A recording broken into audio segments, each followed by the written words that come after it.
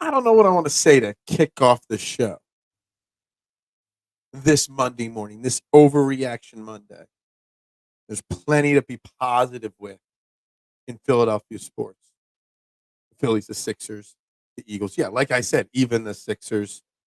We're going to talk a little coaching today. We're going to talk a little bit about Nick Sirianni. We're going to bring up the Chip Kelly situation. We're going to talk about our red hot Philadelphia Phillies. We've got lots on the agenda today. Trending in the AM. Overreaction Monday starts with all your thoughts and opinions from this weekend. Live in 60 seconds.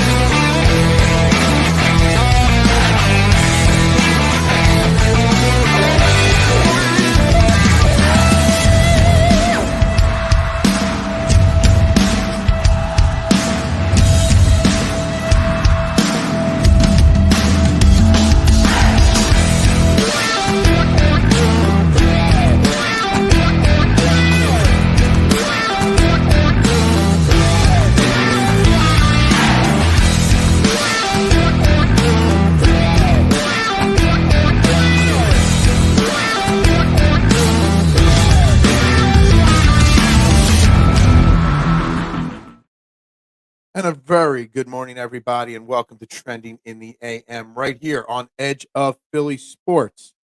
We are live, Facebook, YouTube, Twitter, Twitch, you know the drill. Wherever you're watching, on whichever platform you're watching, make sure you hit that like, share, subscribe, retweet, follow button wherever you're at. We've crossed the 50,000 follower mark on the Facebook page. We are at 13,268 subscribers on YouTube. Make sure you hit those buttons. So smash that like button, smash that follow or subscribe button, do whatever you can. And make sure you tell people to get involved with the show. Wherever you're going, help grow this great morning show to continue to take over the airwaves now, as we've been doing for the last 2.5 years here. Get Wawa today. Yo, you listen to what Phil said on Trending in the AM? No? Well, you better do it. Got jam-packed guests this week on the show, jam-packed guests on this network all week long. So make sure you're locked in. I'm your host, Phil Stiefel, every single morning right here. You can find me on pretty much every social media platform at Beard and Knowledge. And what are we going to talk about today? It's Overreaction Monday. I'm sitting here this weekend trying to figure out specifically what I want to talk about today. You know, I've got this Nick Sirianni lost the locker room conversation that I've been dangling for a few days, for a week now. So we are going to discuss that. We are going to keep that on the forefront today because I do not think Nick Sirianni lost the locker room. I do not think it's a bad thing that Nick Sirianni is back. And I do not agree with those that think Nick Sirianni should be fired or that Nick Sirianni was the biggest part of the problem last year. And I really want to push it more because obviously then at the end of the week, the Chip Kelly conversation started circling back around because of LeSean McCoy and Desean Jackson and their podcast. So there's a big difference between losing your locker room and losing your locker room. So I want to get into that and talk positively about just the coaching situation in Philly right now as a whole. I mean, you look across the four major sports, there's nothing, there's some negative, but not a lot of negative that you could say about them. The Phillies are red hot right now. I know they lost 7-6 yesterday, but they took another series this weekend. That's all you got to do. Take series. You know, over 700 for a day, winning percentage back down to 689 or whatever after yesterday's loss. This Phillies team is clicking on all cylinders. And I found a stat this weekend when I was doing my research, and I was just shocked, and I double-checked it twice. That the Phillies have only had 2 losing streaks. Only twice this year have they had a losing streak. They played 41 games so far, and they've only lost more than 1 game in a row twice. And they were only 2-game losing streaks both times. That's how great this Philadelphia Phillies team is playing right now to start the season. Eerily similar flashbacks to the 93 Phillies for the older crowd, when the team just red hot from the start and kept it going all season long. So there's lots to be positive. Hell, you can even be positive about the Sixers and Flyers. You can overreact and think positively. The Sixers, I mean, if you want to be positive, Daryl Morey has a blank canvas. Now, I don't trust him. But in theory, the Sixers should be a positive uptick team. The Flyers, rumors that the super kid from Russia could be over here this summer and join the Flyers for the upcoming season. It's not 100% yet, but there are more and more rumors about Danny Briere and pushing for that hard. So there is literally something positive to say about the 4 major teams. I don't think there's positive to say about the Union. I think the Union lost this weekend. I think they're losing a bunch of games. I don't know. I don't care. But with that, the 2 comments that have come in so far. Happy Mother's Day, Barbara. I forgot to mention that on Friday. I won't lie. Totally forgot it was Mother's Day this weekend on Friday. Didn't get to have a Mother's Day. Cheers. Didn't get to do that, and I apologize for that. My bad. And don't forget to wish the dog mothers, a happy Mother's Day, because they take care of our 4-legged friends, and that counts as well. Rory, yeah, that broke my heart. K1, Rory McIlroy winning the Wells Fargo Championship with a monstrous Sunday. I had a lot of investment on Xander, and I did hit some of it. My top 10 Xander bet, that was my biggest golf bet I ever made, hit. So that was great. I wanted to hit my Xander outright. Xander winning would have turned a break even in DraftKings DFS into a much bigger positive win. But, we win. We've built our bankroll back up to a decent level with this week's Wells Fargo. So, Rory wasn't my choice, but Rory was great. And we will get into the PGA Championship Tuesday night, 6 p.m., Fairway to Heaven, right here on Edge of Philly Sports. Special guest Matt Miller from Roto Baller and the Draws and Fades podcast will be joining Jason and I. Real quick, guys, we are brought to you Trending in the AM by lots of great sponsors, so I want to shout some of them out real quick. SherryTickets.com. If you want to, great moments don't just happen. They happen with you in the crowd. SherryTickets.com is easy to use and has no hidden fees. The price you see is the price you pay. Pay less, play more. SherryTickets.com.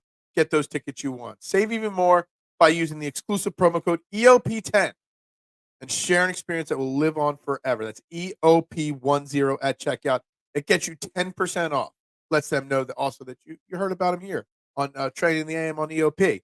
You need more personal touch, you can call them 610-494-5050. Again, make sure you let them know you heard about them here. They also do theater tickets, concert tickets, whatever you need. Remember, don't overpay with the rest. Save with the best. SherryTickets.com. Promo code EOP10. Get you 10% off. That's sponsor number 1 of the day. So let's get into this. Nick Sirianni lost the locker room conversation. Let's keep it and draw the parallels with the Chip Kelly conversation that has been red hot on social media this weekend. It's kind of annoying, honestly, the Chip Kelly saga being brought back up. LaShawn McCoy and Deshaun Jackson have this great new podcast. Supposedly, I haven't listened to it yet, but everyone's raving about it. They call it 2510. And I listened to all the Chip Kelly hate, not just from the fans, but the players. Desean, Lesean. Oh, they called up other former players. Brandon Graham made comments on the podcast about Chip Kelly and how bad he was. The narrative that Nick Sirianni lost the locker room, when you think back about the Chip Kelly scenario and the situation and the era, I think pretty much spells it out that there's a big difference in losing the locker room and losing the locker room.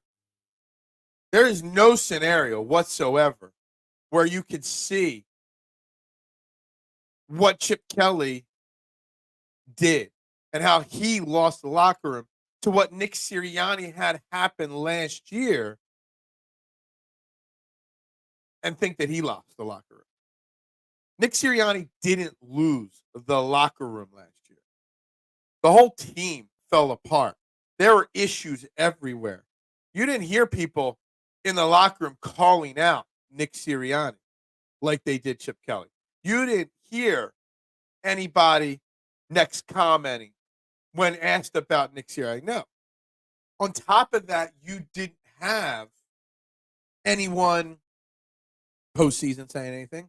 Only things you heard about the coach was positive, glowingly positive at that.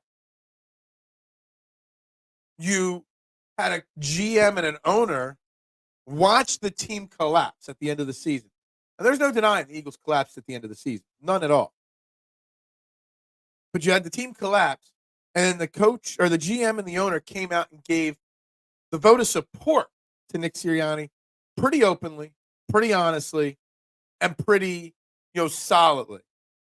There was no doubt if he would have lost the locker room the way some Eagles fans feel, there would be no, problem. If he had lost, he wouldn't be the coach right now.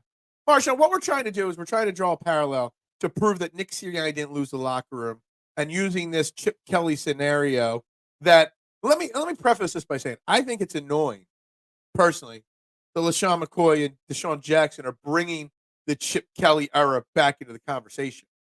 I really do. I don't think it's necessary to rehash that. I mean, that Chip Kelly era ended. What year are we in? 2024. So it ended 9 years ago. Try to do the math in my head. Doug Peterson took over in 16, so 2015. So 15 minus 24. That's 9 years ago. The Chip Kelly era ended. Yet we still got bitterness as former players and bitterness as fans towards that era. If anything, I have nothing but fond memories of it, because without the Chip Kelly era bombing the way it did, we never get Doug Peterson, which means we never get our Super Bowl. It was the first domino to fall into getting us to where we are right now. And Lane Johnson came out of that era too. But I kind of find it annoying that these players, I know they hold bitterness towards this coach. I do. But they should be using their platform and to create the positivity, not rehash negativity. And I know they talked about lost money and stuff like that, especially Desean Jackson, because of the way Chip Kelly, basically they called him, without saying it, they said he's basically a racist, and it may be true, it may not be, whatever. But it does bother me that they had to bring this conversation back to the forefront. It bothers me that they had to re-engage this conversation. It does help my narrative in saying that Nick Sirianni did not lose the locker room if you compare it to the Chip Kelly scenario. Doug Peterson didn't lose the locker room either. He lost the confidence, or he had a falling out with upper management. But Nick Sirianni would not be our head coach right now if he, if he lost the locker room. A great head coach, you got to have that emotional intelligence. It's a good word. Emotional intelligence. And Nick Sirianni has it. Chip Kelly did not. He didn't know how to separate things. He didn't know how to coach grown men. Nick isn't on the spectrum, unlike Chip. Well, that's, yeah. I mean, I don't know about that, but yeah, I get what you're saying. Chip physically lost the locker room. He traded or cut. He literally kicked everybody out and kept Riley Cooper. Go figure. And even that was discussed in the podcast, the Riley Cooper situation, and how Chip Kelly hid Riley Cooper. Again, we know all about what happened. We know why Desean Jackson was cut. We know why LeSean McCoy was traded. I don't appreciate those guys bringing it back up, putting that kind of negative story at the forefront of what should be an uber positive offseason for the Eagles. Coming off a disappointment, the positivity of the last coaching press conferences with Vic Fangio and Nick Sirianni coming off an amazing draft weekend for the Eagles, coming off a lot of positives. A.J. Brown's contract extension, Landon Dickerson's extension, a very, very positive offseason. And what is the Eagles Nation talking about? The negativity around Chip Kelly. And McCoy and D-Jacks don't owe us anything, don't owe Phillies Nation anything to not talk the positive, but using their platform to bring out they know what they're doing. They're bringing out the negative conversation. And Eagles fans prefer to talk about the negatives versus the positives. But me, I rather focus on the positives. And at this moment, today, May 13th? Yeah, May 13th, day after Mother's Day, I am so uberly positive about this Eagles team, about the future of this Eagles team, about Nick Sirianni and Jalen Hurts, the leaders of this team.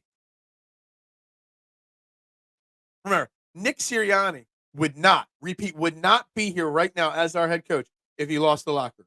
He wouldn't have. Would not have been here. He would not have been retained.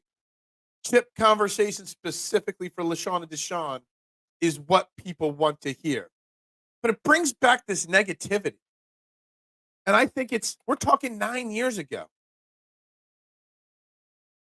We've heard Desean talk about it. We've heard Lesean talk about it. We don't need to hear about it anymore. That's why I agree with everything they said. I'm just curious about why they're bringing it up again. Did they already? I mean, their podcast has been going on for a little bit. It's been on for a minute. Like, it wasn't their first episode. They're already running out of things to talk about that they had to rehash 10 years ago. I don't know. Put it out there. Chip conversation has no impact on 2024 Eagles. I am not defending Chip whatsoever. I hated it the second it happened, the signing. I hated every move he did here. I tried to pretend to be bought in for a little bit to say that, whatever, he's my coach, so I guess I got to support him. But it was disaster after disaster. I'm not defending Chip one bit. I'm trying to forget about Chip. Big Al. Playing devil's advocate, are they two different losing the locker room? They are two different levels of losing the locker room. No, you're saying that he did lose the locker room next year, just in a different way. I don't think so. Because when Chip Kelly lost that locker room fully in 2015, he was gone. Remember, when Chip Kelly got fired, he was 10-6 with the playoff appearances first year. 10-6, just barely missed the playoffs the second year. And yeah, 2015 fell apart. But it wasn't necessary to fire Chip Kelly at that moment. They could have kept going with Chip Kelly there. But they knew they lost that team. That locker room was going to not respond to Chip anymore.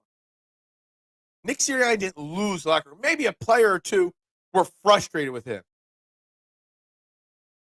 But I think the bigger problem last year was communication as a whole. Terrible coordinators, put positions to fail.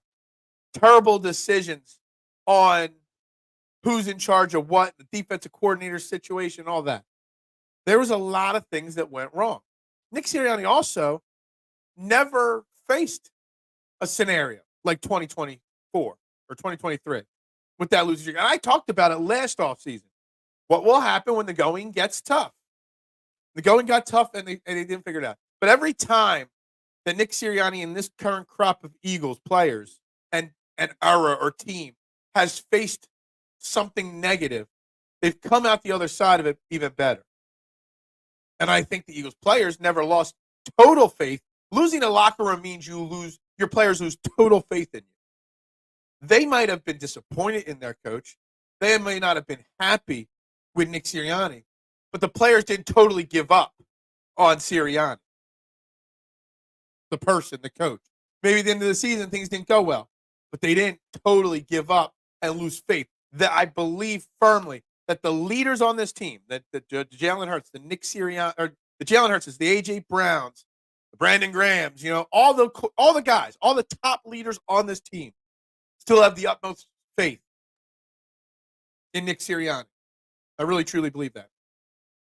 I defended the well, I don't even want to read the rest of this comment, K1. I defended the shady trade at the time since he was seeking a max contract, but trading him for Kiko was. I knew immediately that trading him for Kiko was insane.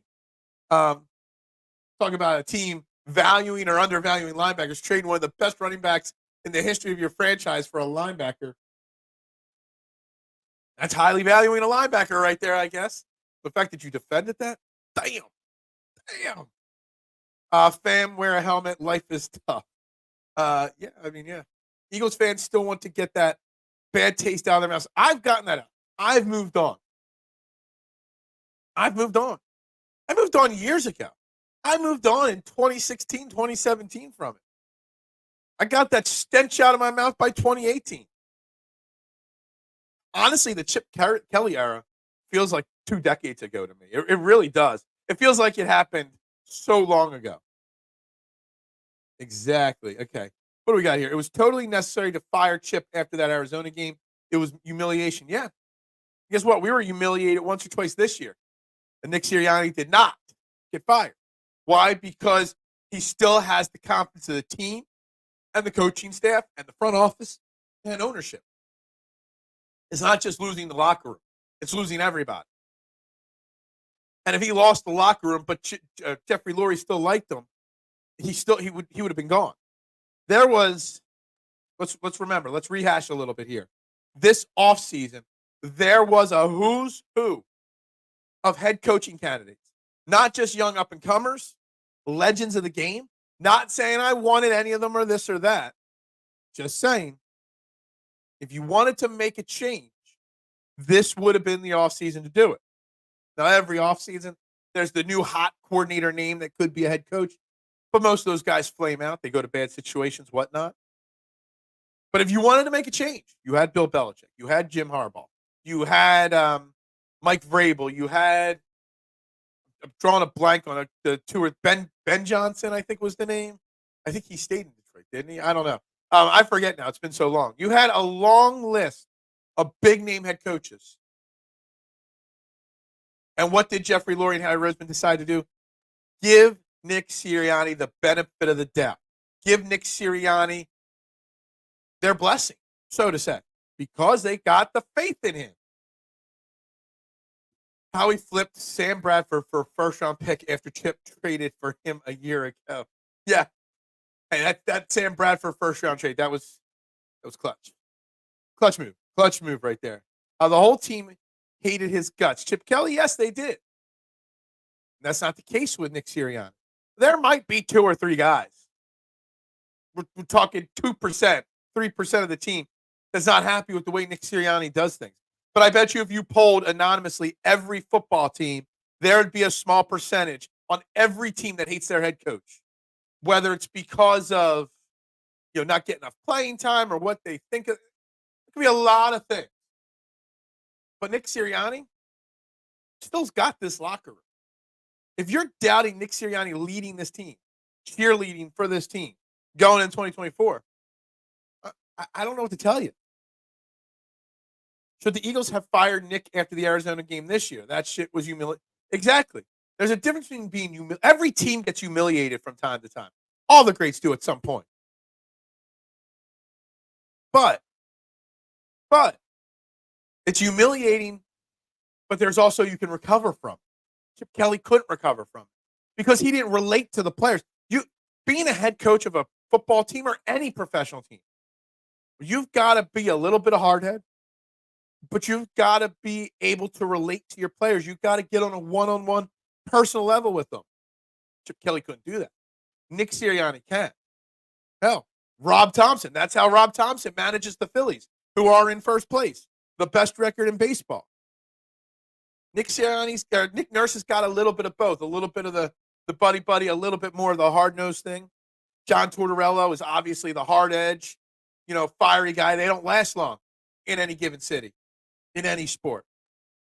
The Nick Sirianni, Rob Thompson way of managing a sports team is kind of the way you got to go about things. What's up, Jose? Finally, the freaking Mets did us a solid. And now we get 4 games against the Mets. And you know what? Go Phillies. Yeah, they lost yesterday. That's fine. Shocked how Zach Wheeler pitched yesterday. A little disappointed there, but even though he gave up 6 runs yesterday, his ERA just barely passed 2.5.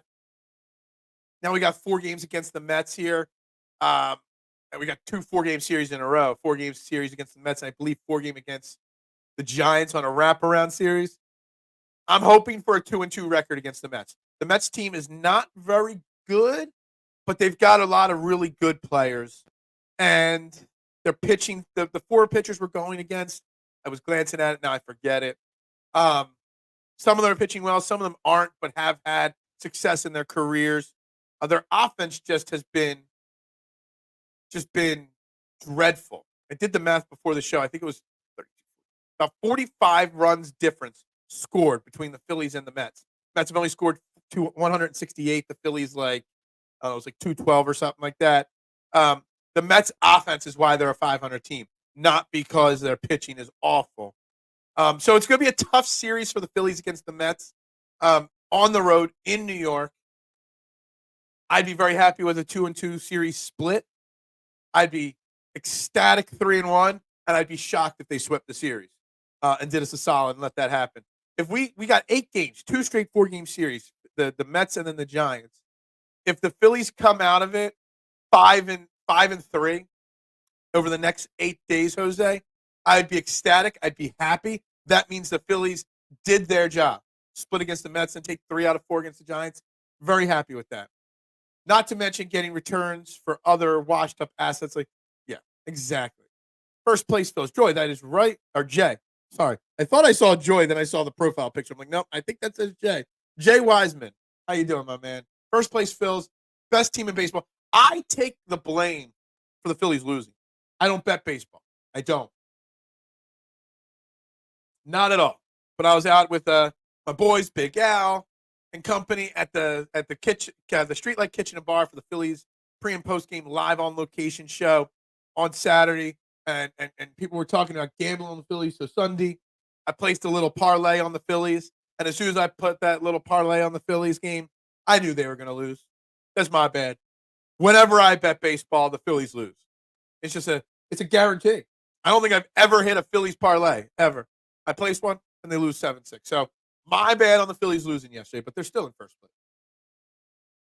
Just Kiko. Yeah, I know. LeSean McCoy straight up for Kiko Alonso. That may, Marshawn, I mean, I would have to do a big, deep dive, and I don't have the time to do a deep dive. That may go down as the worst trade in Philadelphia sports history. I'm trying to think if there's a trade in the history of all the teams combined worse than that. Player for player, with draft picks, everything. I mean, I guess you could say Andrew Bynum trade was terrible, but that started the process. I mean, you could joke that the trade with the Celtics trade where we got Fultz won, but got robbed. Maybe that'd be up there. But Kiko, maybe the Bridges trade on draft night, maybe. But the Kiko for McCoy trade, in my opinion, might be the worst trade of all time.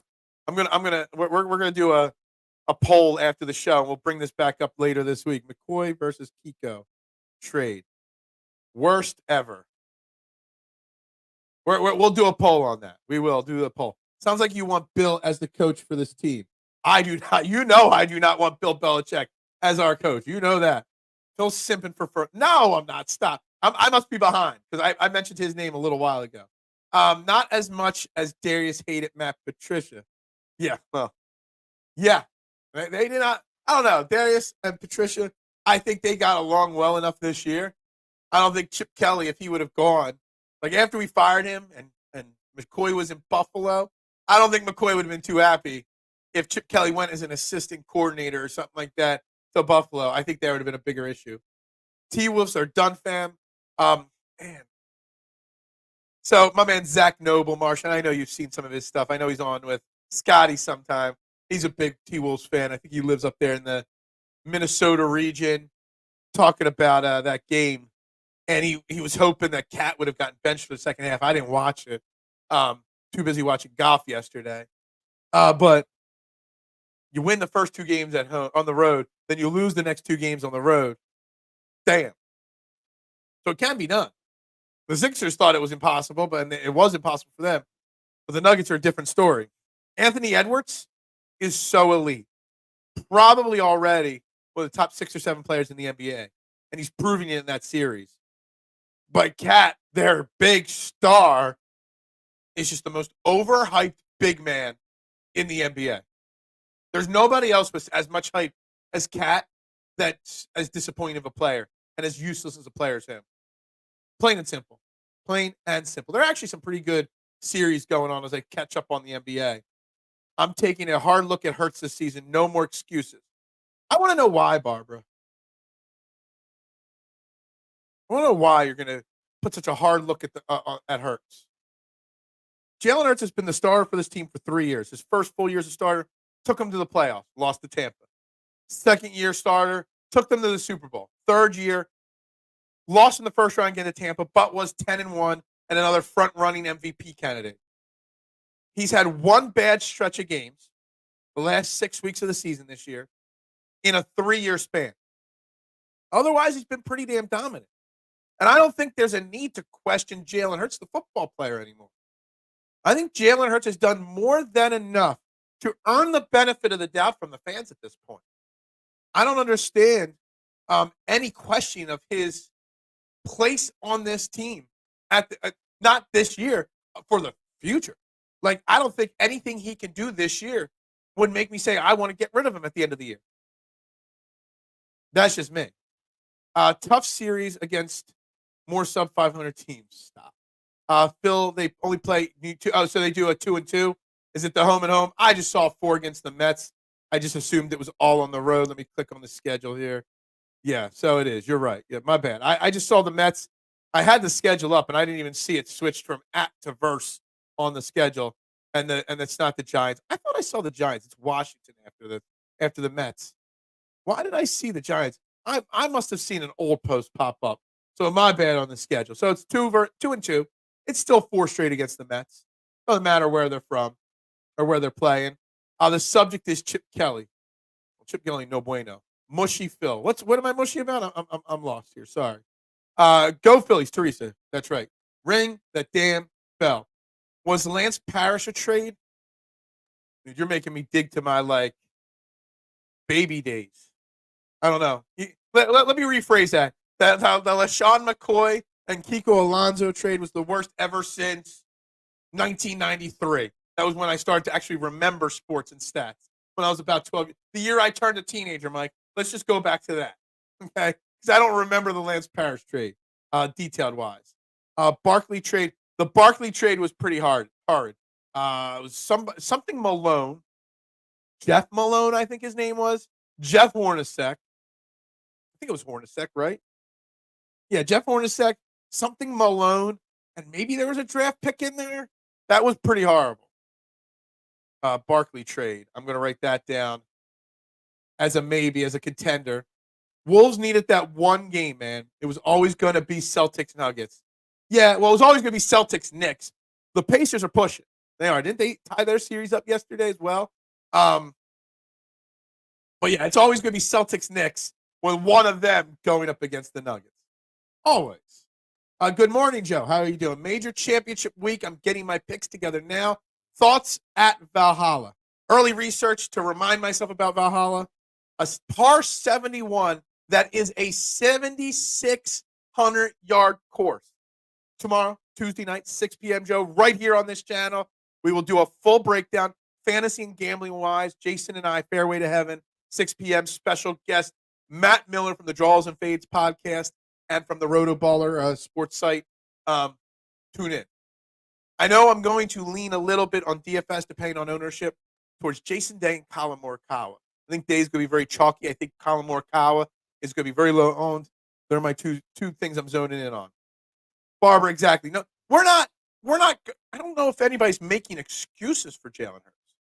What did Jalen Hurts do so badly last year that you've got to question him? Made the playoffs again. Yeah, we failed. There's a lot of reasons we failed. Jalen Hurts didn't play great. Well, there are plenty of quarterbacks last year that didn't play. Nobody's questioning Justin Herbert in L.A. Nobody's questioning Josh Allen in Buffalo. So why do we question our guy after one disappointing ending to a season? No, I don't think we need to. I think he's earned the benefit of the doubt. He up on the stands right now, hand on Bible. Okay. I have been saying this for months, and I get my something so broke about it. He was not good last year. Who? Jalen Hurts, Mike? Jalen Hurts might not have been 2022 good, but he was still better for a majority of the year than most quarterbacks in the NFL. Now, I might not be putting him in that elite top 3 anymore, but he's still better than 95% of the quarterbacks in the NFL. I don't think he had such a bad year last year that we've got to be keeping an eye on him to determine whether we've got to move. Because when you say we've got to keep an eye on him, no more excuses, that means you're hinting at that you might consider wanting to move on from him depending on how 2024 plays out. And we'll get the schedule later this week, and we'll get to have a better idea of 2024 later this week. But I don't understand the questioning of him. I just don't.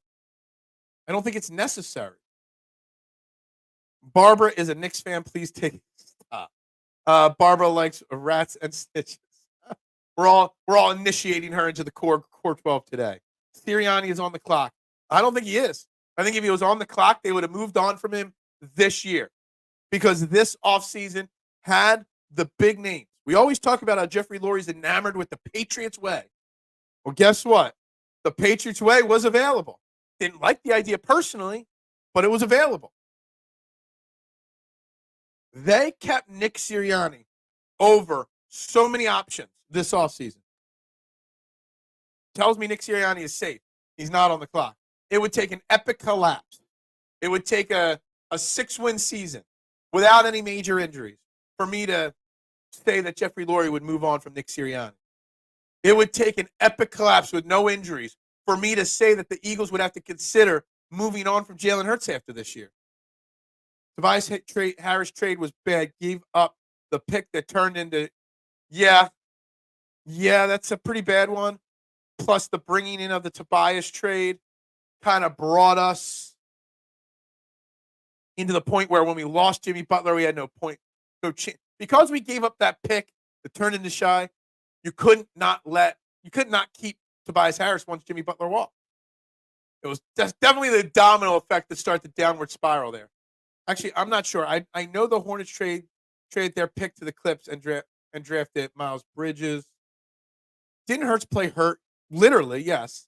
Up through the majority of the season. And on top of that, the debacle with the coaching, and we're not quite. I don't understand the question. That kind of caught me. Barbara's comment caught me a little bit because I didn't think we were going to question. I'm trying to be positive on this Overreaction Monday, not negative. And now I'm questioning why I'm not questioning Jalen Hurts from this. Patrick Cantley's the Tobias Harris and Goff. There's like 3 people that watch Trending in the game that might know that analogy. Yeah, basically. Who would be the Xander Schauffele on the Sixers or in Philly sports? I did a quick Google and found that in the 60s, the Phillies traded Fergie Jenkins, a future Hall of Famer, for a nobody.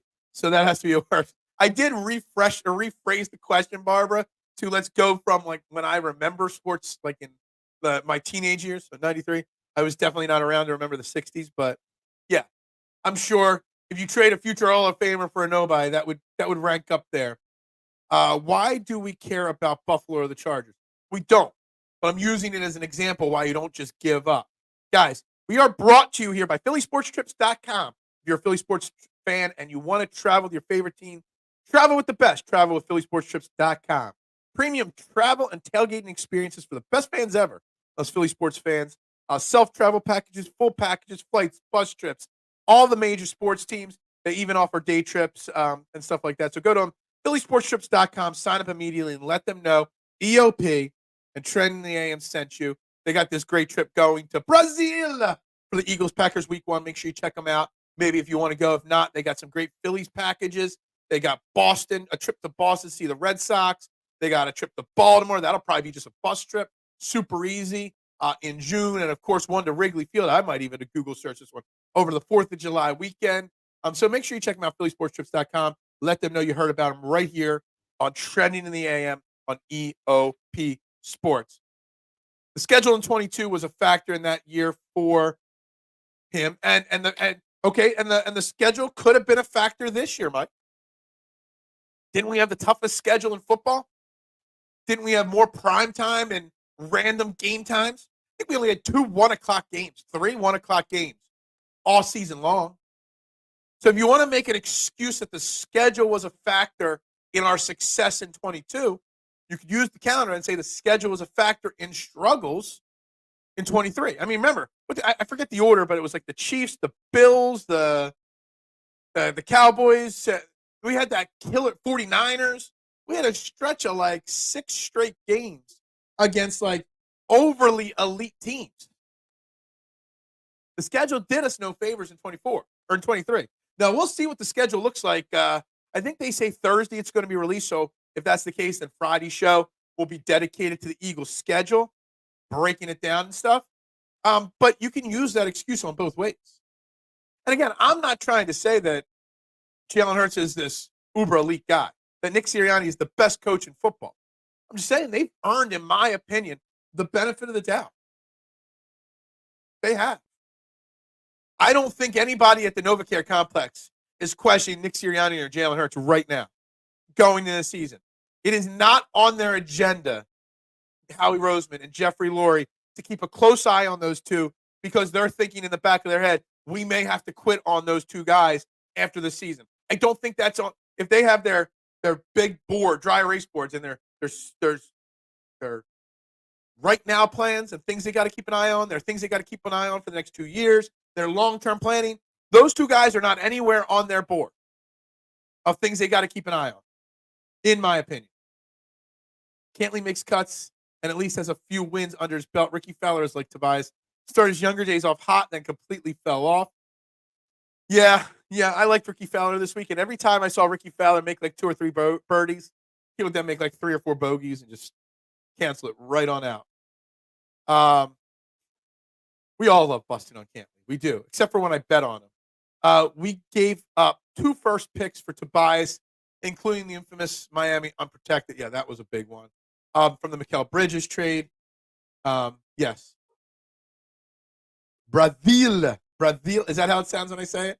It doesn't sound that way when I'm saying it, but maybe it does. Brazil. I try to say it with the Z in it. I'll have to emphasize Z a little bit more next time.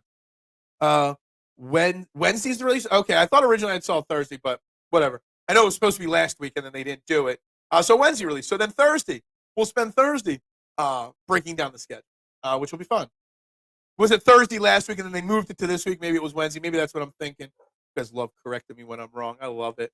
We haven't even mentioned the fact that Chip traded Nick Foles for Sam Bradford. Yeah, I mean, why are we circling back to Chip Kelly? You know, I thought I made my point that Chip Kelly, I only brought the Chip Kelly part of this, conversation into it because of the fact that he lost the team. Nick Sirianni did not. But Chip lost the team for making trades like this, for going out and getting, so yeah, obviously trading McCoy for Kiko was god awful.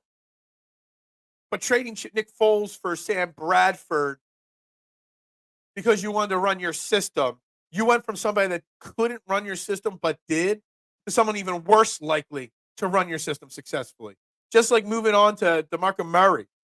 That DeMarco Murray is the only reason why I even remotely question the Saquon Barkley. Because can Saquon Barkley run the current Eagles system? You got to get the right pieces for the style of ball you want to play. And Chip Kelly got the wrong pieces for the wrong style of play. And Nick Foles for Sam Bradford, kind of that disaster happens and gets us to the Super Bowl victory. Because without that, then they don't trade Bradford for a first. They don't move on to Carson Wentz in 16. Without that, they don't have the opportunity to bring back Nick Foles. Nick Foles can't fail as a starting quarterback elsewhere to then come back as a backup here. That all the things that Chip Kelly did were awful, but all the things Chip Kelly did signaled the turnaround that brought us 2017. And 2017 makes up for all the negativity. I still remember the feeling of euphoria when the last second ticked off the clock. Everything Chip Kelly did helped set the stage for Howie and Doug to do what they did to get us that Super Bowl. So we can thank Chip Kelly for that. I think they gave Chip Kelly a Super Bowl ring. So coaching wasn't the problem last year under Sirianni. Oh, no, coaching was not good. Todd, I'm not giving Nick Sirianni a pass, so to say, that he wasn't to blame for last year. I'm saying that one collapse, which was a 6-week collapse, 6-week, 7-week collapse, whatever it was, that is partly on Nick Sirianni.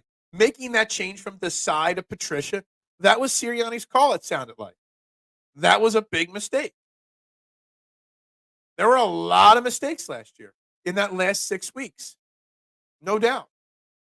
But it wasn't enough of a mistake. We still were able to manage to make the playoffs, which is the number one goal, is to make the playoffs.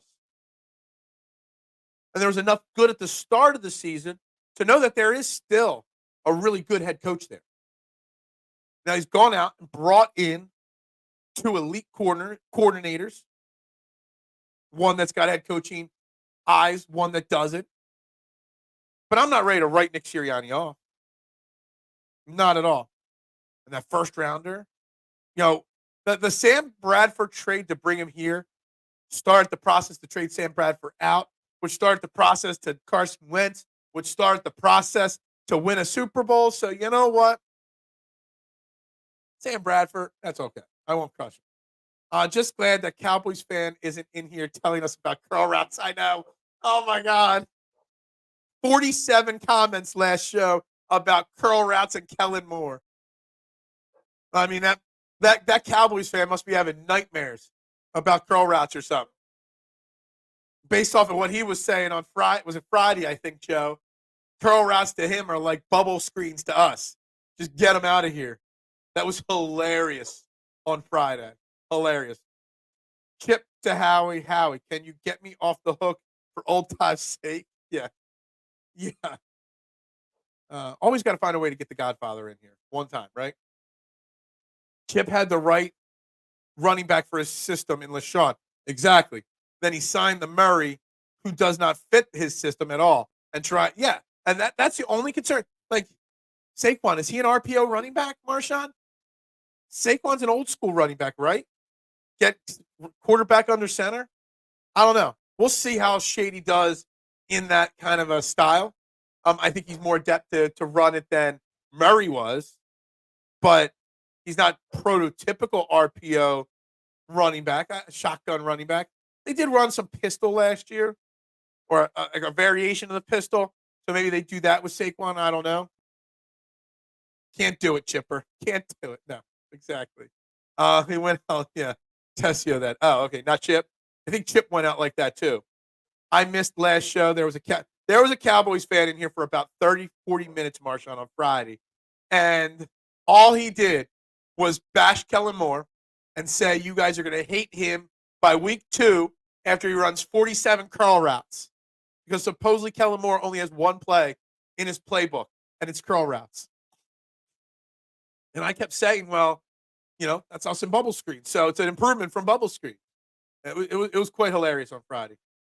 Chip was more like Fredo. He was stepped over. I could see Chip laying in his chair. I was passed over. I'm smart. I know things. That's what I see like Chip when he's getting yelled at by Jeffrey Lurie and Howie Roseman. Joe, you're right. I mean, come on now. I mean, curl routes. Oh, my God. I hope, Barbara, Joe, I hope the first play of the preseason for the Eagles, I hope the first play of the preseason for the Eagles is a curl route to A.J. Brown. It would make nothing more happy for me just to see that, just because of that Cowboys fan. Kellen Moore on the clock for real. He's on the clock to be a head coach. And back to this, curl routes aren't bad when you have good wide receivers. A good wide receiver can run a curl route and blink, because when you run that curl route and then the cornerback crashes on you to break up the pass or tackle you, it's up to you to break it. And we got A.J. Brown, one of the most difficult wide receivers to bring down in football. So I'm not worried about curl routes. Not at all. Lil G, go Eagles. Congratulations on being an uncle. Congratulations. Wouldn't stop talking about Kellen Moore and his car. Dude, it was probably one of the greatest random spamming of comments section that I've ever seen. Like, really, really was. Cowboys fans still on the Copa. Yeah, dude, Cowboys fans are not happy. Dude may lose his mind if Kellen Moore looks like a genius. Yeah. I mean, at least Kellen Moore's got a real offense here, or offensive talent here. You think about what Kellen Moore had in Dallas to what Kellen Moore has here. I think Kellen Moore is going to be just fine. I thoroughly enjoyed it. We spent pretty much all day on Friday talking about the two new coordinators here and what they said in their press conferences, and I'm still buzzing over it. I really am. And, you want to say no more excuses for Jalen Hurts, no more excuses for Nick Sirianni. Well, we got the two coordinators to take a little bit off their plates to make them less questionable. Sadly, Manny and I was one of them, wanted the nightmare to be over with, even if it meant not moving on during the playoffs. New season, and I'm excited. The Eagles season, you wanted it to be over. Okay. I hope he comes back. Curl routes talk. I can't wait. First play of the preseason. Curl route to A.J. Brown. A.J. Brown breaks the hip drop tackle, which we are going to address. The hip drop tackle conversation is going to be brought back up, because on Wednesday we got Buddy Waters, CEO and founder of Pro Level Sports Agency, Sports Talent Agency. And, he represents a lot of football players playing in the UFL and Europe and whatnot. He's been on the show. He's got a couple guys that are on rookie contracts right now in the NFL.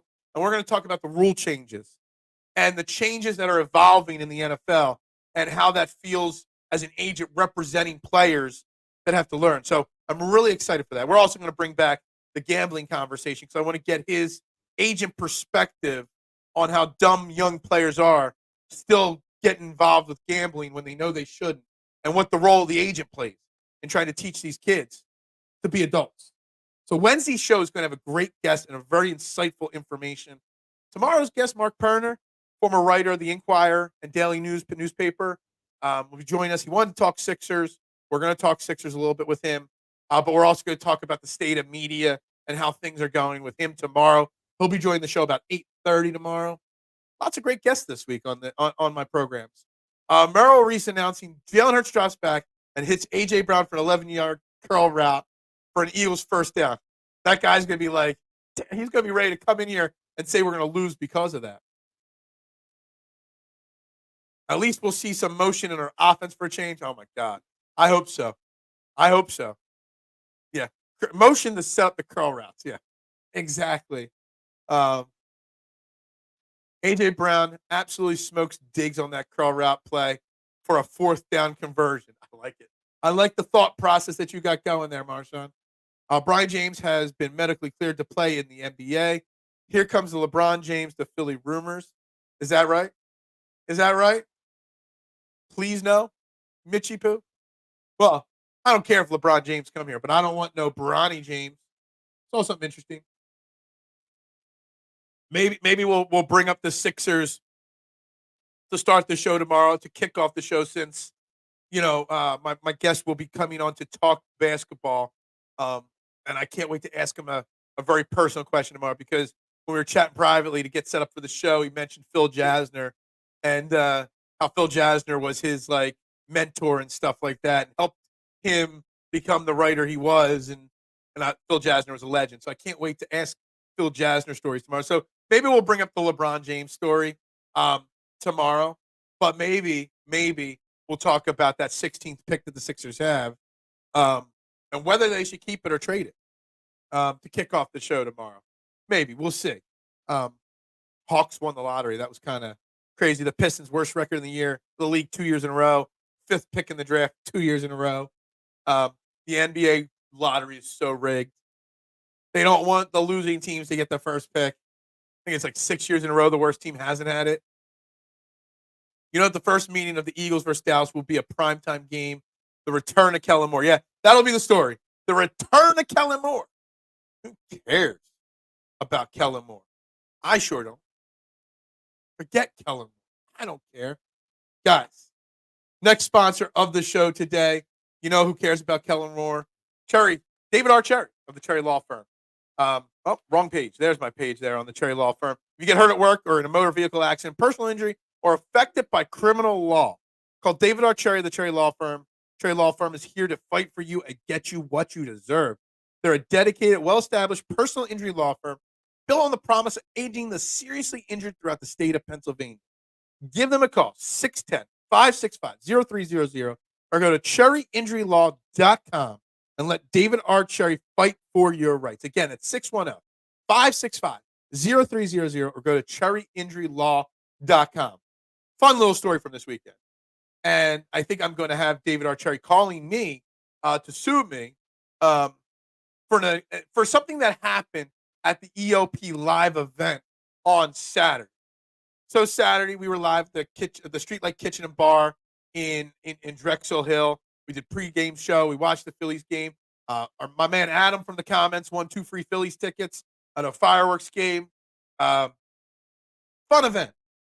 What happened at the Drexel Brook Event Center right next to us was some school's prom. So we were set up outside. It was a little chilly as the game was going on. So I ran out to my Jeep to get my sweatshirt that I had in the back of my Jeep. Okay. And when I parked there originally, there was no car next to me. I get out there. There's a car parked next to me. Okay. And I open my car Jeep door to get my coat out. And just in my peripheral, I just glance over at the car next to me. And sitting in the back, well, not sitting in the back seat, but in that back seat, there was a prom date and her boyfriend, or a couple at the prom together, going at it in the back seat. But I guess me just going, startled the girl. She screamed, pushed the dude off of her.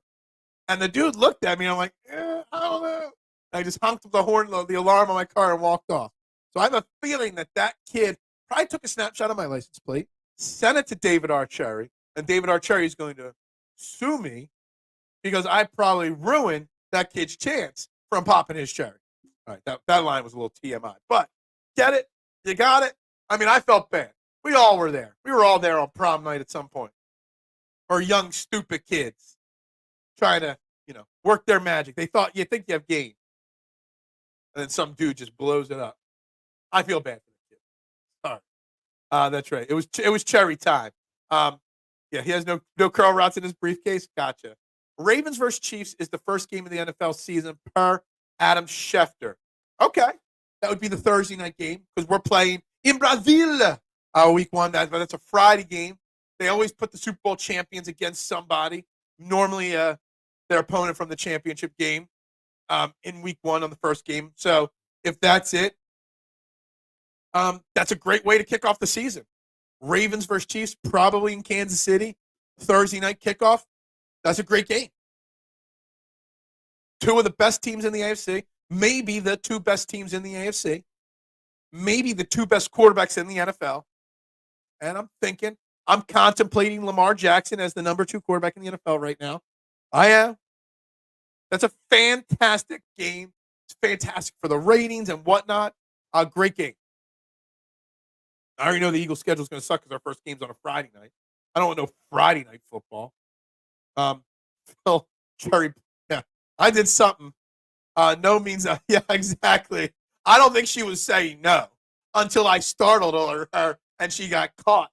That is the only reason why she said no. And I didn't see him get out of the car. I'm pretty sure they got back to business about 30 seconds later.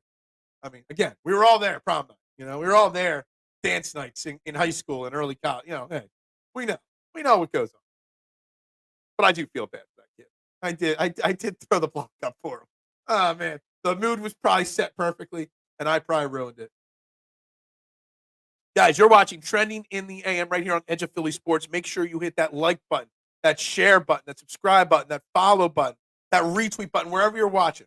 We're past 50,000 followers on Facebook. We're at 13,268 subscribers on YouTube. Make sure you hit those buttons, subscribes, follows, likes, YouTube, everywhere. Wherever you're watching, and make sure you tell friends to get over here and watch Trending in the AM every single morning. The number one morning show in Philadelphia. The first daily YouTube show there is in the Philadelphia. You can listen to us on your way to work. You can plug and play. You can listen to us on replay. I do check comments for replays, or replays for comments, and I try to respond to them all. I'm your host, Phil Stiefel, always here every single morning. We're going to get into the final 30 minutes of the show here, continuing this conversation about coaching, about Nick Sirianni, I guess about Jalen Hurts, and the people that are still ready to question him. I am not ready to question him or Nick Sirianni at this point. And yes, let's throw the Phillies into the conversation as well. Sanchez starting for the Mets tonight. Oh, let me switch. I had the box score from yesterday up. Then I went to the schedule because I was wrong on that. But Phillies, Mets, they're going up against Sean Manaea. Is that how you say his name? Manaea? A really, really strong pitcher, having a solid start to the year as well. So Sanchez versus Manaea. It's a solid matchup tonight. I know Quintana's going for the Mets this week. I know we got some good pitchers, some pitching well, some pitching below their level for the Mets this week. It's the offense. Can our offense score enough? Because our pitching should be able to control the Mets bats. Or are the Mets going to use this weekend or this week's two-game series, as I was told, to get their bats back on track? There's a massive gap in runs scored between the Phillies and the Mets. And the Phillies are scoring an insane amount of runs. It's our pitching is keeping teams in lockdown. Phil, you're going to put Mike Jerk out of business. I'm going to put everybody out of business. That's the goal, Barbara. You might be new to the family, but I started this morning show over 2.5 years ago. It went from 60 minutes to 70 minutes to 75 minutes to 90 minutes a day over the last 2.5 years. It's been on it started on a different network, then it went to another network, and now we're home on Edge of Philly Sports and you watch on my personal YouTube page, but we got the Edge of Philly. I'm home on Edge of Philly Sports now. And the goal is to make this it. And as somebody said the other day in the comments, they want 2 hours and 4 hours of shows. Well, the only way you get more film is if you guys help me build the viewership, help me build the following, help me get more people interact with the show. Can't have days where I think last week between Facebook, YouTube, Twitter, and this streams on 6 different platforms, and I don't check the Twitch views because I don't even know what Twitch realistically is. I do, but I don't. But I think we were averaging about 600 views a show last week, ballpark. That's about 3,000 views a week between all the platforms. That needs to double. Needs to triple. You want 2 hours of Phil? Better double. If you want 3 or 4 hours of Phil, better help me quadruple that number. Get 3,000 a day, not 3,000 a week. Then we can talk about longer hours on this. I'm up for 2 hours. Yeah, everybody wants more. You guys got to help me build this thing. Can't do it on my own. Tell your friends. Tell one. Tell all. Come to Trending in the AM, the number one morning show. Can the Phillies, I said at the beginning when we first brought up the Phillies earlier in the show, 5-3 over the next 8, but I was wrong on the schedule. So can the Phillies have a successful week?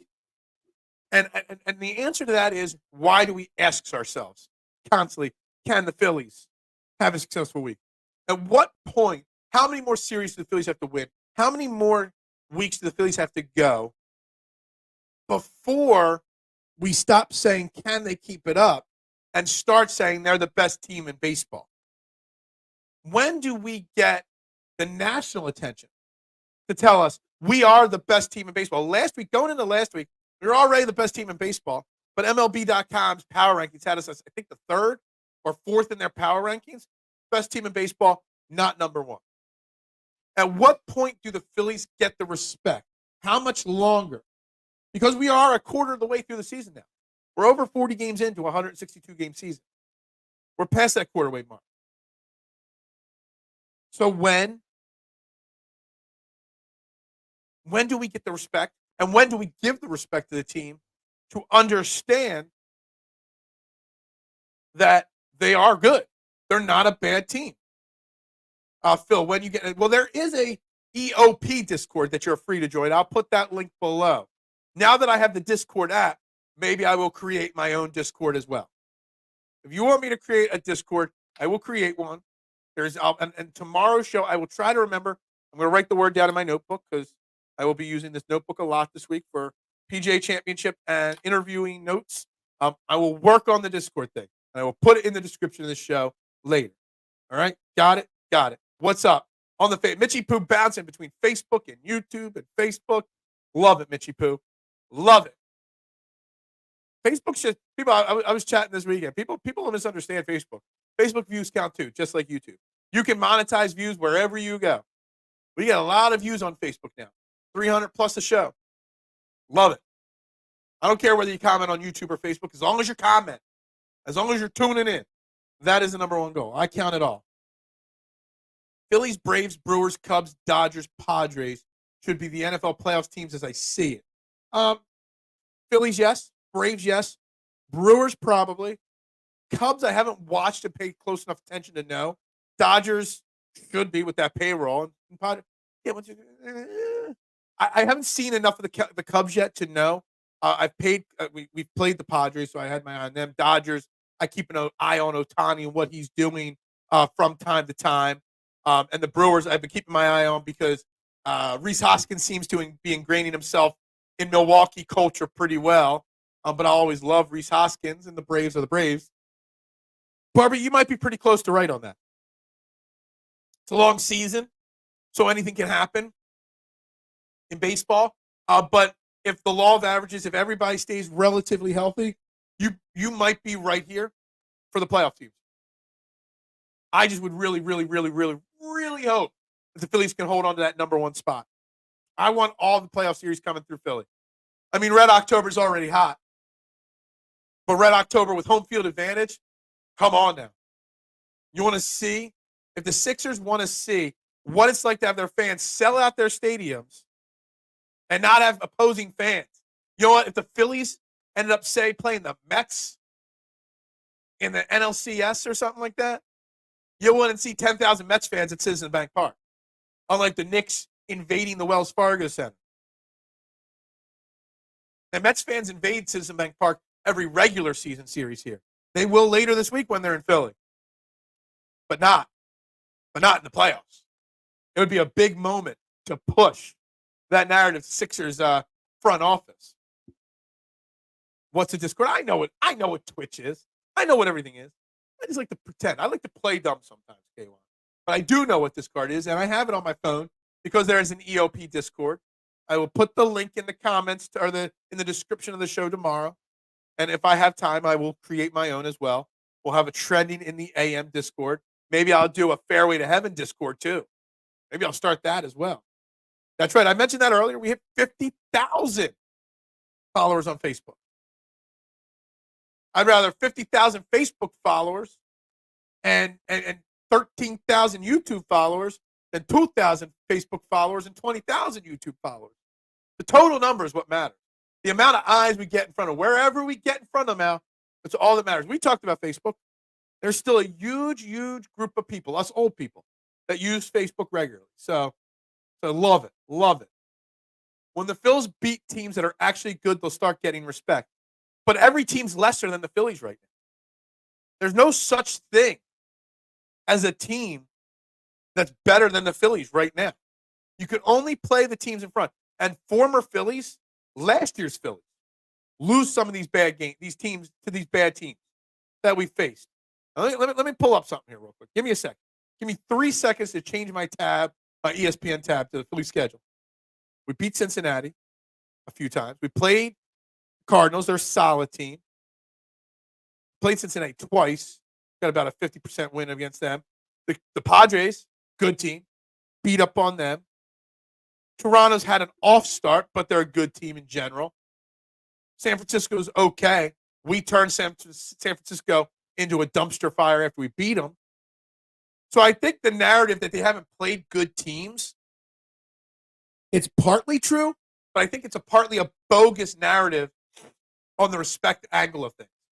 I really do, K1. I really think it's a bogus narrative. Because I think this team last year with the six, it's a pretty much the same team. Just 1 year longer of Trey Turner, who's now hurt. Pretty much the same team. But there's a different something. What, and I can't put my finger. What is different between last year's Phillies team and this year's team? Because it's basically the same team. There's some slight tweaks. Kirk Green's now part of the bullpen at the start of the season. Whit Merrifield's on the bench instead of Jake Cave. Alec Boehm's playing out of his mind. Bryce Stott's red hot right now. Castellanos is coming around. JT's trying to get back to best catcher in baseball. Bryce Harper's Bryce Harper. Kyle Schwarber now hurt. That's kind of a little bit of a question mark, but whatever. You got Rojas and Pache, playing center field, and they're okay. They're learning on the fly. The pitching is the same pitching as it was last year. And our worst pitcher, Aaron Nola's got a 3.60 ERA. So let me ask you, what is different? Why is this Phillies team starting so much hotter than last year? They played the Marlins last year in the start of the season. They played the Mets in the beginning of the season. They played bad teams to start the season last year. I think they started the season last year in Oakland, or was that 2 years ago? Or against Oakland. Like the Phillies always play bad at the start, then have to play catch up. They're playing great at the start, but they're not getting any respect. Last year, we won't give them respect till they turn it around in the middle of the season. They got to prove that they can do it. This year, they don't get off to that slow start. Well, they have to do it more. I don't know. I'm trying to have Overreaction Monday being about the positivity. And the positive thing is this Phillies team is unbeatable right now. Everything is clicking on all cylinders. Now the question will be, what will happen when the going gets tough? Yeah, because like Luke Arcaney said on this show, was it Wednesday or Thursday last week when he was on? And he said, there's going to be a 5-game losing streak. There is going to be a clunker or two. Hey, Zach Wheeler had a clunker yesterday. He gave up 6 runs in 4 innings. It's my fault because I bet on him. And everything I bet on yesterday in my parlay, only one of them actually hit. I bet Alec Boehm would have at least 2 bases, and he doubled in his first at bat. Check mark. I'm like, great. I bet that the Phillies would score 4 runs before the Blue Jays did yesterday. Or was it not the Blue Jays? I don't even remember who they played yesterday. I was watching the game too. Why can't I remember who they played yesterday? Miami Marlins. Why did I say the Blue Jays? That was earlier in the week. I thought they were going to score 4 runs before the Marlins did. They did. They scored 3. Then the Marlins scored 4. Then I said Zach Wheeler would have 6 strikeouts. I was wrong on that one. And I said the Phillies would just win straight up money line. Wrong on that one. Whenever I bet the Phillies, it's a disaster. It's a dumpster fire. The only bet I've hit this year on baseball is the day after Bryce Harper. The day Bryce Harper came back from having a baby. You always bet on the baby home run power. You always do that. Just like Scotty Scheffler, new daddy, might win the PGA championship this weekend because he's got that new daddy baby power. But the Phillies deserve that respect. It is, like I said, in my cold opening monologue, it is a positive time for the future and now of Philly sports, coaching and on the field. For all the teams. There's even some threads of positivity with the Sixers. If you want to be positive. I know it's hard. I know it's hard for me to be positive with the Sixers, but there is a thread of positivity with everything. Dude, if I stopped betting baseball and basketball, K1, same game parlays, I'd be golden. I make my money on golf and football, but yet I'm a degenerate and I keep betting the other sports. And I build my bankroll up with golf and football, and I donkey it off with basketball and baseball. I don't know what to do. I can't stop myself. I've only bet baseball like 4 times this year, and all my bets have lost other than the Harper home run. Basketball, I can't tell you the last time I hit a basketball bet. I had a free $10 bet yesterday on DraftKings, and I used it on a Knicks Pacers parlay. And I don't even want to look. I know it didn't hit. No way it hit. The bottom of the Phillies lineup are coming out of their shell, which is good to see. Yeah, Jose, absolutely. Absolutely. Nick Castellanos wasn't going to hit 180 all year. He wasn't going to be as bad as he was. Now, I think at this point now into the third season of Nick Castellanos, we know who Nick Castellanos is. But I think he'll still get his average up to 250, 260 by the end of the year. He'll still hit 20 home runs by the end of the year, a ballpark, 70, 80, 90 RBIs at the end of the year. He is who he is. He's the streakiest bleepity bleep there is on this team. He just started cold. The good thing is we didn't have to worry about Nick Castellanos' cold streak to start because everybody else was mashing. And every game it's different and who steps up with a big hit in a big moment. If you or someone you know has a gift, talking about betting at Mother's Day dinner last night, I was like, oh, how much money did you win on that? I'm like, dude, I bet $5 at a time, $1 at a time, $7 at a time. I don't bet big. Oh, so you didn't win millions of dollars? No, I didn't win millions of dollars. I don't bet like that. Guys, final sponsor of the day, since the Streetlight Kitchen and Bar is over, we get back to promoting the great Dolan's Bar in Ridley Park. When you're staying local and you want to watch a great game or hang out with some friends, go to Dolan's Bar at 24 East Sellers Avenue in Ridley Park. 19078, my old stomping grounds, right off of I-95 south of the Philly Airport. It's nestled in the small town of Ridley Park. They are the quintessential Irish-American dive bar. For the last 65 years, they've thrived off of one reason: the great patrons who they treat like family. Music, great times, memorabilia giveaways, drinks, food, you name it, they got it all. You never know. Even a Philly sports icon might walk in the door at a random moment. So go to Dolan's at 24 East Sellers Avenue in Ridley Park. Tell them, tell PJ or tell anyone there, ELP, Trending in the AM, sent you. Or go to dolansbar.com. Follow them on Twitter, Facebook, Instagram, and TikTok. Guys, I wish some of you would have came out to the event on Saturday. Adam did. Adam was the only Core 12 member that came out to support EOP and Trending in the AM. Go figure. Adam won. Free tickets. Good for him. So we get to the final 10 minutes of the show today, and we finish this show off. We keep talking about this conversation that Nick Sirianni hasn't lost the locker room, that I'm okay with him. The Barbara conversation that she brought in, that I'm not questioning Jalen Hurts. I don't find it necessary to question Jalen Hurts. It's positive times in Philly. That's not an overreaction statement. It's the truth.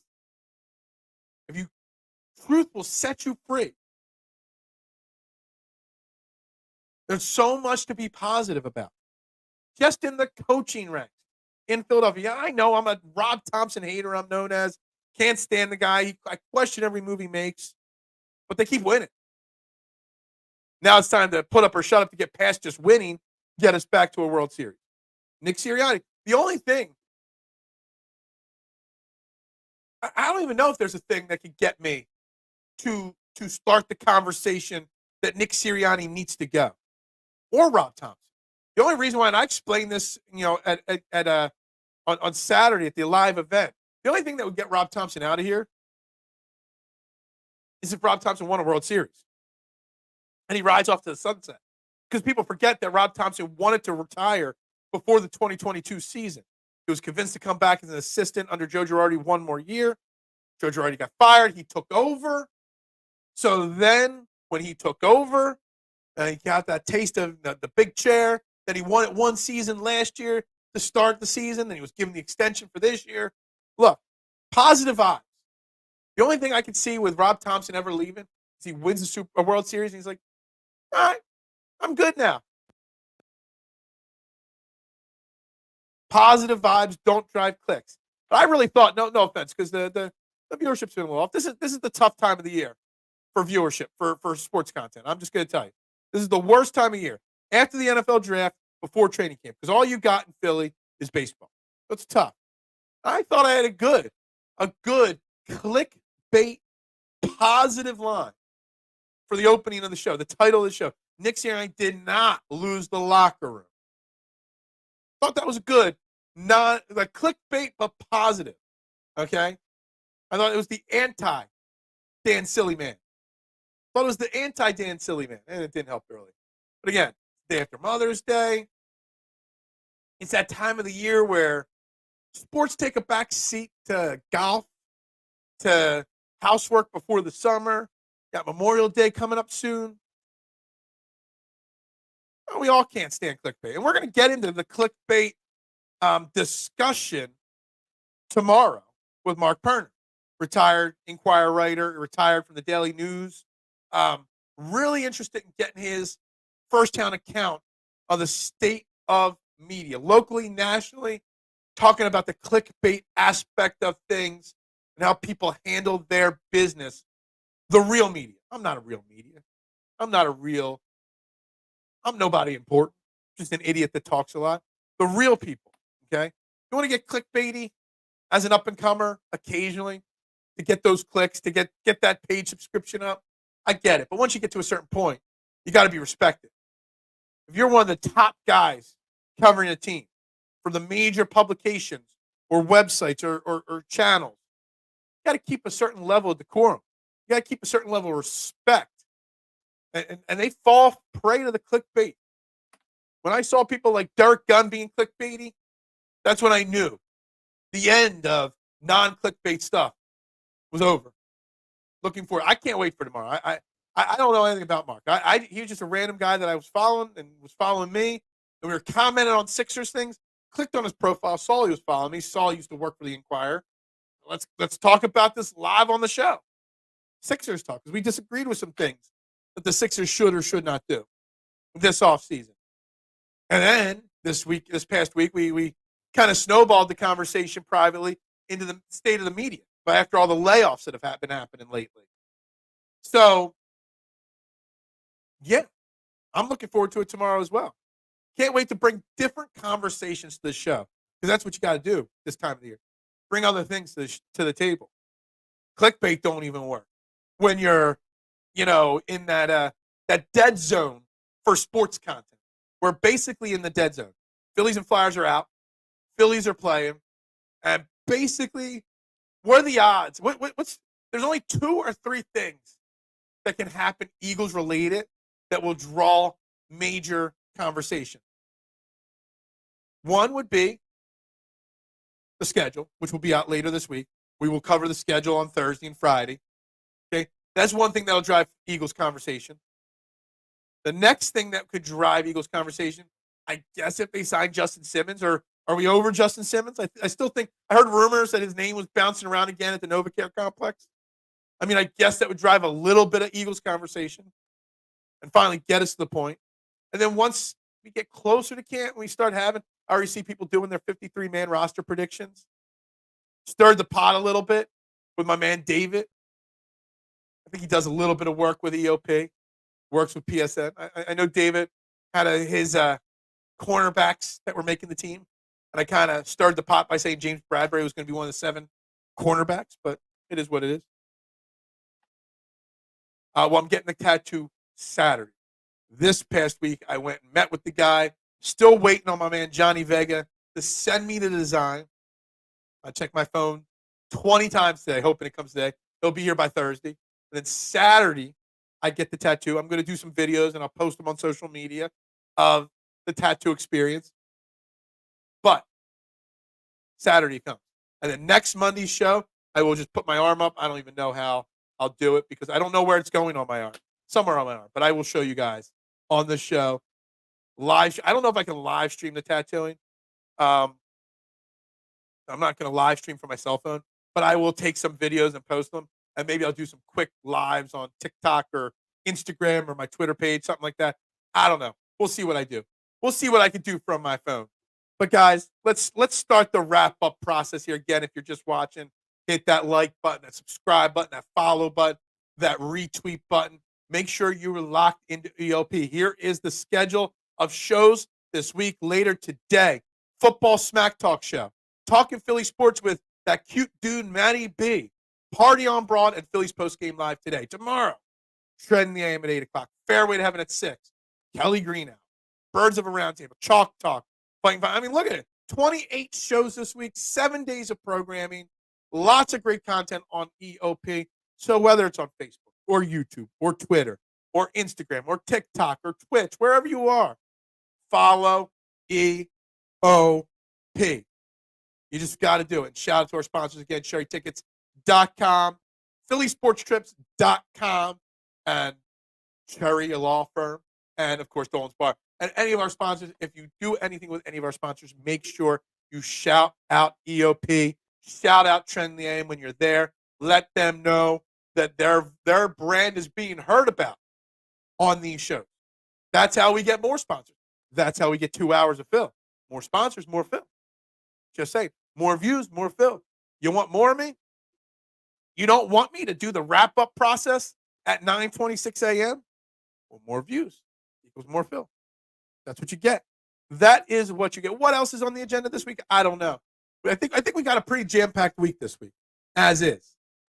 A couple great guests. NFL schedule being released. Maybe I will work on my quarterback list. I did start my ranking list for my top 20 quarterbacks in the NFL. I don't know if I'll do 20 or 30. I don't know what I'll do, where I'll cut it off at. But yeah, right now, early on, I do have Mahomes, Lamar 1 and 2 on my list. It's temporary right now. We're still finalizing it right now. Where was TMZ today, guys? Didn't see no TMZ.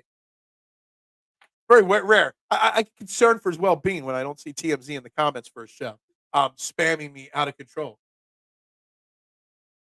But with that, guys, I'm just going to wrap it up right there. Everybody have a great Monday. It's going to start warming up a little bit again this week. Get back to some nice weather. We'll be back tomorrow again. Mark Perner tomorrow, 8:30, joins the show. We'll be live at 8 a.m. We'll talk some Sixers, maybe some NBA playoffs, state of the media. Who knows what else will come up. We'll recap tonight's Phillies game. I think the Phillies go out there and win tonight. Remember one thing with the Phillies. The Phillies only have 2 losing streaks all season long. And both losing streaks are only 2 games. They only have 2 losing streaks all season long. Just think about that. Think about that. For that reason, I think the Phillies win tonight, because in that they don't like to lose back-to-back games. But that's what I see right there. Everybody have a great day. Have a great day, Mitchie Pooh. Thank you very much, Barbara. Muchas gracias for your support, as always. Everybody have a great Monday. We'll be back tomorrow, Tuesday. Mark Perner. Wednesday with Buddy Walters. Buddy Walters, my guest Wednesday, if I haven't said it before. He comes from a very, very, very special family. His uncle, very little well-known coach named Buddy Ryan is his uncle. So, we have him coming on. So keep your eyes out on EOP, guys. We'll be back tomorrow. We'll see you. Go Birds and ring that damn bell.